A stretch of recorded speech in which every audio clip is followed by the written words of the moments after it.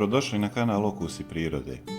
U današnjem videu ću vam pokazati proces prihrane jagoda injektorom, koliko je zapravo učinkovit i jednostavan za rukovanje, a osim toga može se koristiti za sve, ne samo za jagode. Ova strelica označava tok vode i to je najbitnija stvar na koju moramo paziti, jer ako ga okrenemo kontra neće usisavati vodu. Potrebno ga je skopčati u liniju sistema za navodnjavanje na bilo kojem mjestu gdje vam je zgodno. Kod mene se spojnice obično nalaze odmah uz njivu koju obrađujem zbog lakšeg rukovanja.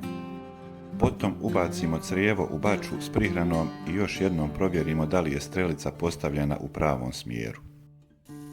Onda polako zatvaramo ventil do momenta dok ne vidimo da počinje usisavati vodu. Zatvaranjem ventila usmjeravamo vodu na injektor, odnosno pojačavamo pritisak vode prema injektoru i on počinje da usisava vodu, odnosno prihranu iz bačve.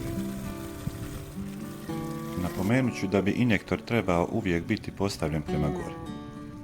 Što se tiče pritiska vode u sistemu za navodnjavanje, tokom prihrane on nije značajno smanjen, možda malo, ali neznatno. Jagode su poznate kao veliki potrošači azota, fosfora, kalija i ostalih mikroelemenata i bez obzira kakva im je podloga, potrebno im je dodavati mineralna gnojiva.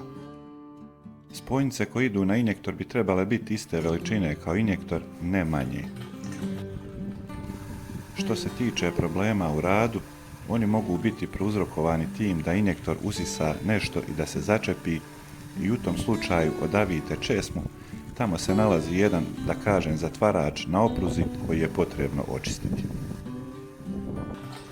Što se tiče jagoda, u ovoj fazi je potrebno dodati gnojiva iste formulacije s jednakim udjelom azota, fosfora i kalija, jer se već nalaze u fazi cvatnje, a ponegdje i zametanja.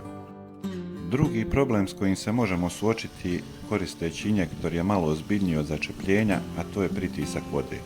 Ukoliko pritisak nije dovoljan, desit će se da injektor neće raditi, odnosno usisavati prihranu. Zavisi koju pumpu koristite i koji protok vode imate, tome treba da prilagodite veličinu injektora jer ima ih nekoliko veličina. Nakon što završimo s prihranom, ponovo ćemo otvoriti ventil i pustiti još malo da proteče čista voda da ne bi došlo do začepljenja sistema za navodnjavanje. Ako imate nekih pitanja, slobodno ostavite komentar. Ako već niste, pretplatite se na kanal Okusi prirode. Do sljedećeg videa, lijep pozdrav!